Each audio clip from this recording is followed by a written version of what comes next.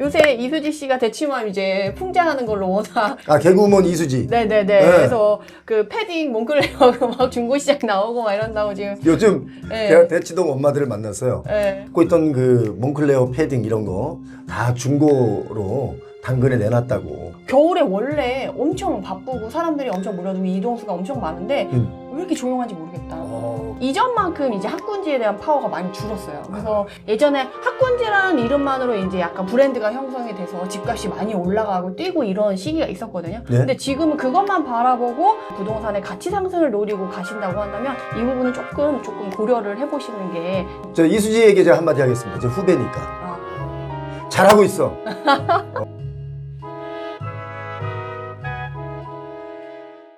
요즘 학군지에 대한 인기가 살짝 사그라졌습니다. 물론 학군지에 대한 아파트 가격이 뭐 오르긴 했습니다만 인기가 예전만 못하다. 이게 지금 추세로 이어지고 있는데 이 부분에 대해서 메디테라님 모시고 오늘 얘기 나눠보겠습니다. 어서 오십시오. 네, 반갑습니다. 왜냐면 이제 메디테라님이 이 부분에 대해서 얘기를 왜 하냐면 가장 이런 그 임장이나 이런 분석에 대해서 아주 해박하시기 때문에 오늘 이 주제를 잡았습니다.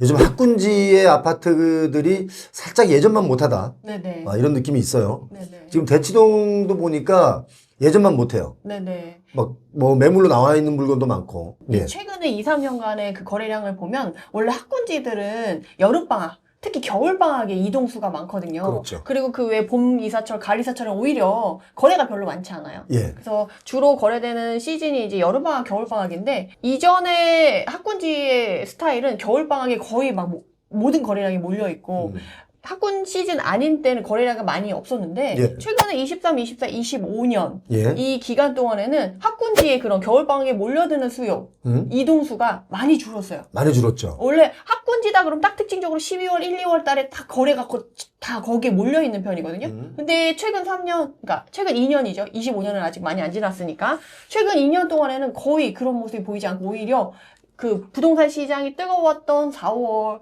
뭐 6, 7, 8월 뭐 요때 오히려 몰리고 좌우로는 좀 거래가 안 되는 분위기로 많이 바뀌었어요. 왜 그렇게 바뀐 걸까요?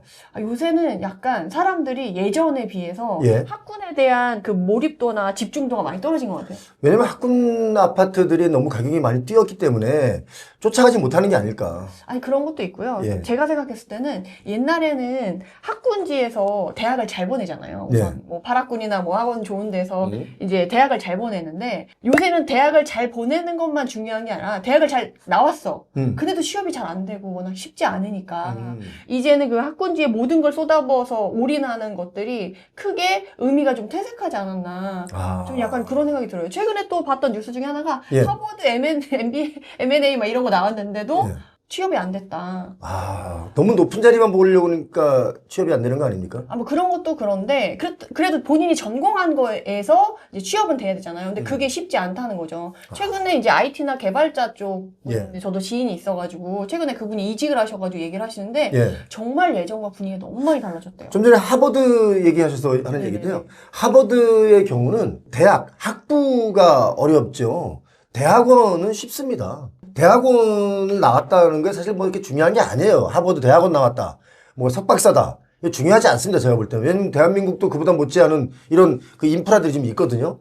그래서 학부를 만약에 하버드를 나왔다. 그러면 공부 열심히 했구나. 라고 하지만 대학원을 나왔다. 그러면 뭐 갔다 왔나 보네. 진짜라니까요.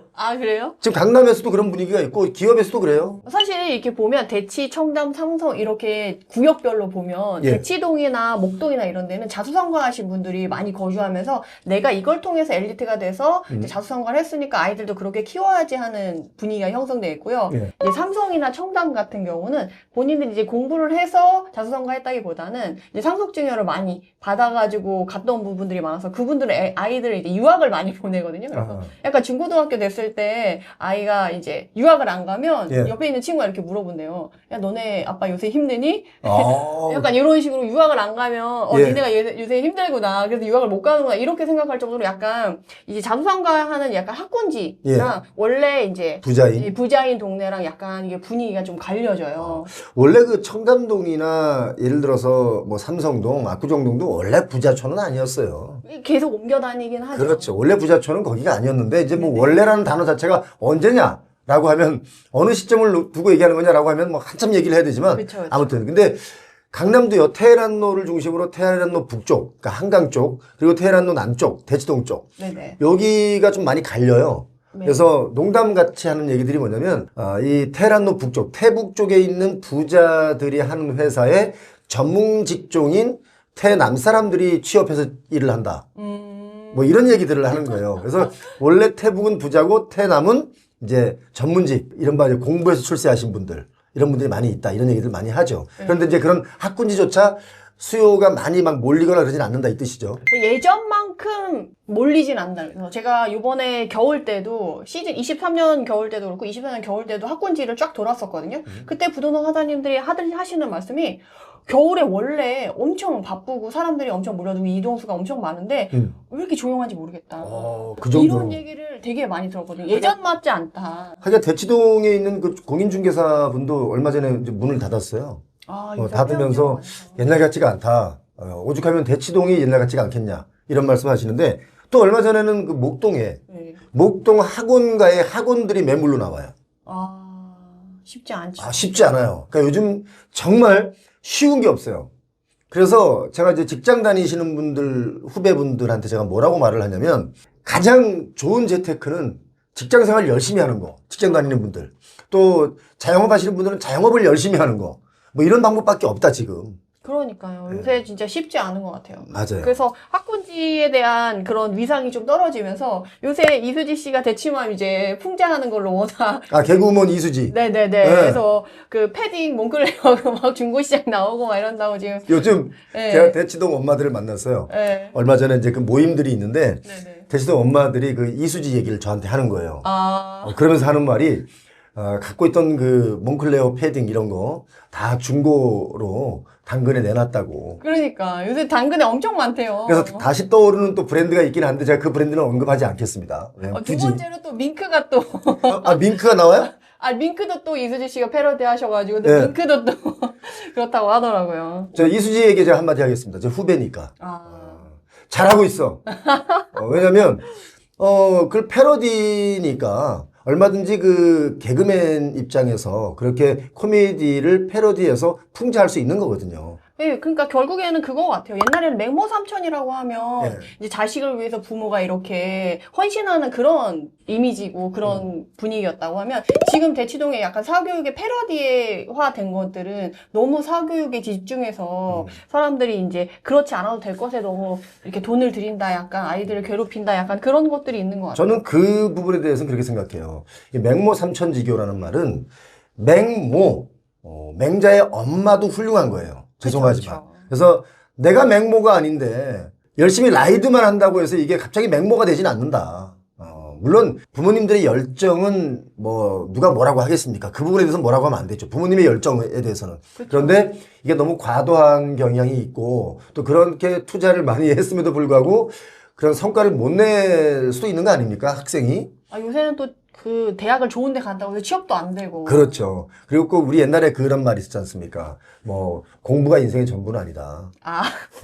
행복은 성적순이 아니잖아요.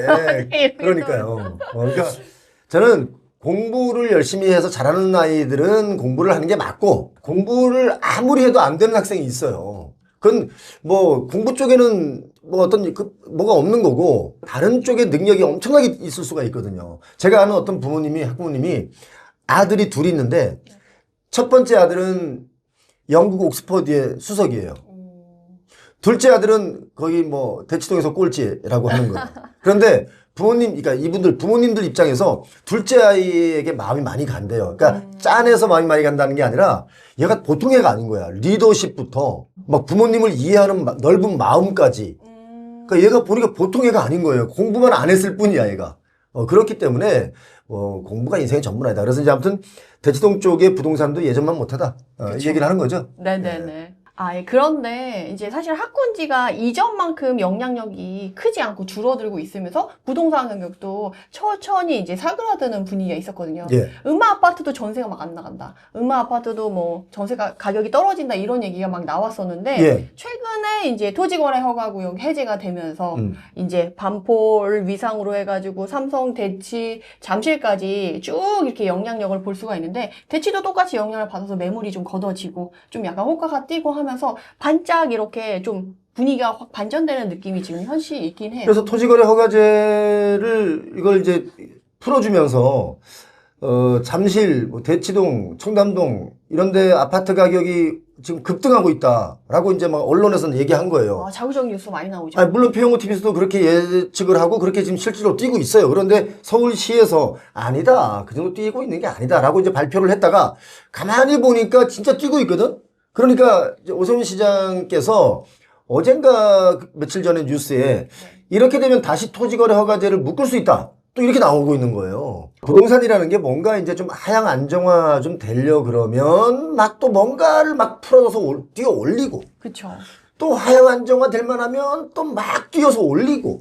도대체 언제 떨어지냐라고 말하는 분들이 많습니다.